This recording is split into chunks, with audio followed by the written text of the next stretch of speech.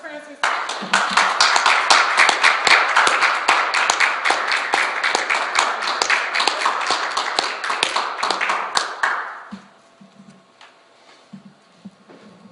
Good evening, fellow ToastMasters. Good evening. Now it came to pass, when the judges ruled, that there was a famine in the land. Elimelech, his wife Naomi, their two sons Chalion and Mahlon, went to the country of Moab. This family is from Bethlehem, but because of the famine, they were forced to get out of their land. Elimelech, Naomi's husband, died. She was left with the two sons. The two sons, since they lived in Moab, married Moabites. Chalion married Orpah, and Mahlon married Ruth. The original account of the story did not really say how Elimelech died. Interestingly enough, both of his sons also passed away. Naomi, without a husband, without her sons, all she had left were her two daughters-in-law. She told them, "Go, my daughters, go back to your mother and father. The Lord has dealt with you kindly as you have dealt with me and the dead." And they lifted up their voice and they all wept. As you can imagine, the pain that these three widows were going through. As they continued wailing and weeping before the Lord, Orpah kissed Naomi, and she left. Naomi's hands were still buried in her tears, and when she lifted up her eyes, her head, Ruth was still there. "Ruth, my child, your sister-in-law, Orpah, already left. You should do the same." But Ruth told her, "Let me not leave you. I will go where you go. Where you live, I will live. Your people shall be my people, and your God shall be my God." So Naomi and Ruth stuck together. They went on a journey back to Bethlehem. They heard that it is time for harvest over there. So they went where there's food. Ruth told Naomi, "Let me glean in the fields so we can sell the grain and we'll have something to eat." Naomi said, "Go." A Mosaic law back in the day is gleaning.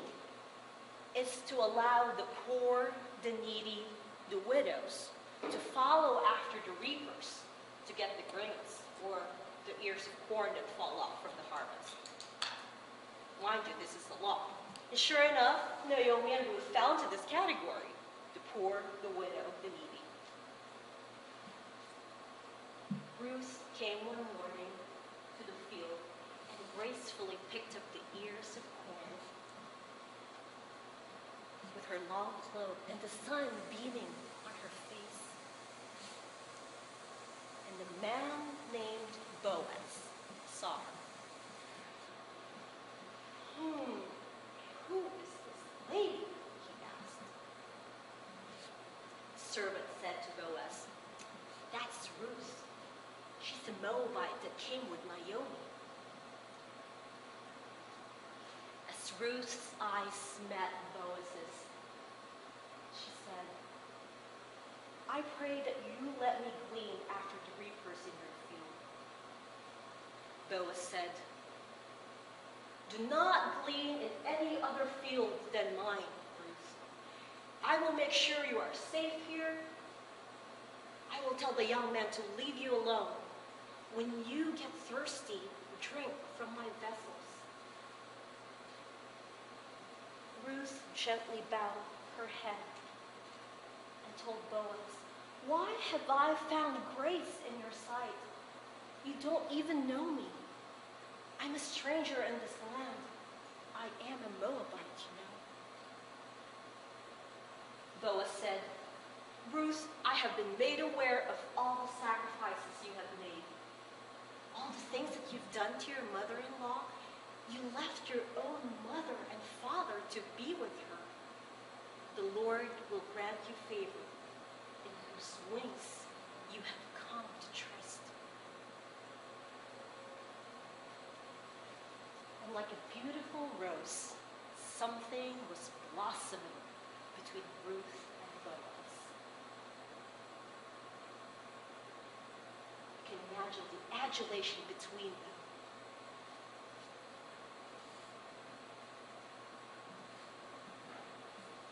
Naomi told Ruth one day, "Where have you been gleaning all this grain you're getting?" Ruth said, "The name of the owner of the field I'm gleaning from, his name is Boaz." "Oh," Naomi said, "Boaz, the Lord indeed has not left his kindness to the living and the dead. Did you know that he is a near kinsman?" Another interesting law back then was the Jew, in the Jewish tradition, a man is required to marry the childless widow of the brother. If a brother is of the dead brother. If the brother is not available, a mere distant relative needs to fulfill this duty. The widow's part in all this, though, is she needs to let him know that he is an acceptable kinsman redeemer or provider. So in this case, Ruth needs to let Boaz know. All of a sudden, when Naomi realized that Ruth was gleaning in Boaz's field, her mother-in-law's instincts kicked in. "This is what you need to do." She laid out a plan for Ruth. "Tonight, after you dine with him and drink with him, stay and let him know." So that's what Ruth did. In the middle of the night, when Boaz fell asleep after dinner, he was startled. There was a woman at his feet. "Who are you?" cried Boaz. "It is me, your handmaid, Ruth. Cover me, for you are a next kinsman," she said. "Oh, my child, you have showed great kindness to me," Boaz said. "I realize that I am the next kinsman, but there is one nearer than I am. We will settle this in the morning." So Ruth left, and Boaz, early in the morning, gathered all the elders at the city gates and the kinsman that he was talking about. "Mr. Other Kinsman, our brother Elimelech, who has passed away, is selling a parcel of land. Are you willing to redeem it?" The other kinsman said, "Yes, I will redeem it." "What about Ruth and Boaz then?" But Boaz said, "If you redeem the land, you will also have to marry Ruth." "Oh, no, the other kinsman said. "That's a detail. I cannot marry Ruth. She will bring disgrace to my inheritance. She's a Moabite." And like the angels were singing in the background, "Hallelujah!" Boaz said, "Today you are my witnesses. I have redeemed all that's Elimelech's and Chalon's and millions, and Ruth I will take as my wife." I wish I could tell you tonight that Ruth and Boaz lived happily ever after, the end. But that's not the end of the story.